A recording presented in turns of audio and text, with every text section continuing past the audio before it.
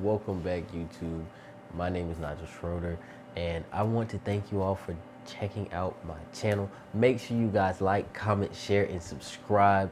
We are on the road to 3K subscribers now.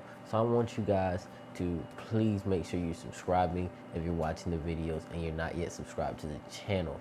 With that being said, we are going to be talking today about buying and selling cars, flipping cars, and what the advantages of flipping cars are, the things that come with flipping cars, and whether or not you should or should not be doing it, and how much I bought my last car for. If this is something that interests you, don't forget to like, comment, share, and subscribe, and let's get into the video.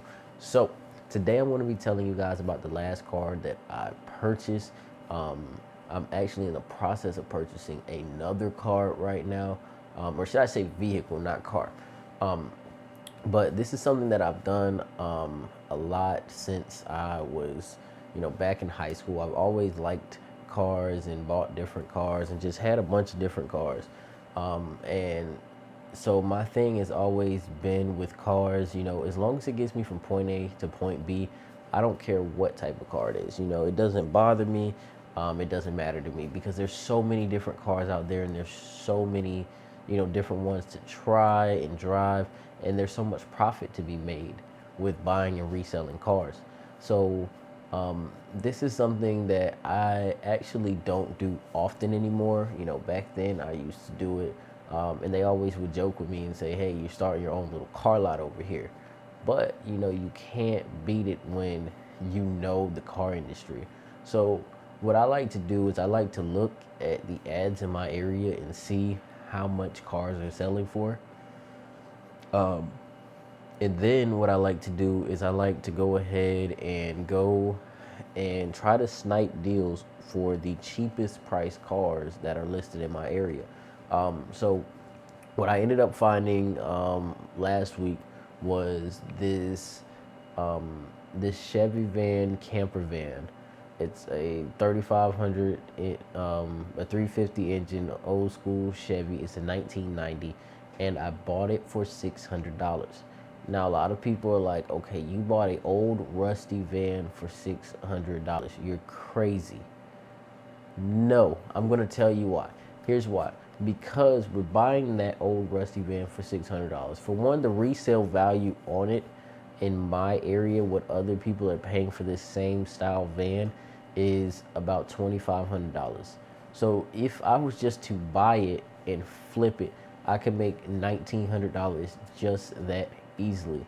Now the next thing that I can do is I personally like to travel a lot. So if I'm traveling somewhere and it's not that far, I mean, even if it is far, because the van is a running van, that's another thing. Even per se, I was in a situation where my car broke down. This is a van that I can hop in and I can actually drive it to work. Now, yes, it would look funny driving a camper van to work, but will it get me from point A to point B? Yes. Does it have a strong engine? Yes. Is all the other, mechanical parts working in this car? Yes. So you can't beat it for the price. You're not going to be able to go and buy a car from $600 that is running and fully functional anywhere. I happen to have gotten it from a guy who was older and retired and rides motorcycles, and he just didn't want it anymore. I drove it, tested it, drove it, made sure all the parts were good, and the only thing that was wrong with the car, which cost me $40, so I guess you could say I spent $640 on the car, $641, was the pull cable. However, he gave it to me with the full tank of gas, which is a $50 value, so you can knock that back down to $590 something. But with that being said, the car itself, the van, runs great. I had the potential to make 1900 there. Then you might say, well, why didn't you already sell it? Why are you keeping the van? Well, why I kept it was, like I said, I like to travel sometimes. Sometimes we go out and, go to little like campgrounds and things of that nature. Now, with this particular van, I can renovate this van out. It already does have a bed and a TV and everything in it, but it's all original. Like, this van is still antique. but I could renovate it out and make it look modern, put new TVs in it and everything else for somewhere between $2,000 and probably $4,000, depending on how modern I want to go, and if I want to put like a PS4 in there and like a big TV, or if I want a smaller TV. Do I want solar panels, or do I want a generator? Different things of that nature.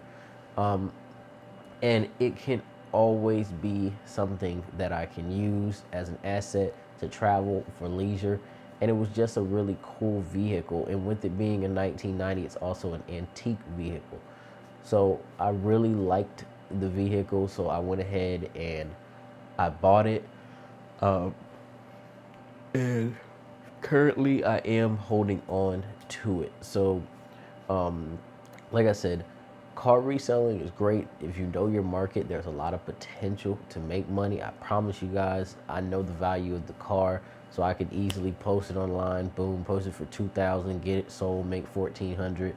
You know, there's so much potential to make money, and you can't sit around and let other people's ideas stop you from making money or stop you from getting good deals when you know your market or you know your industry.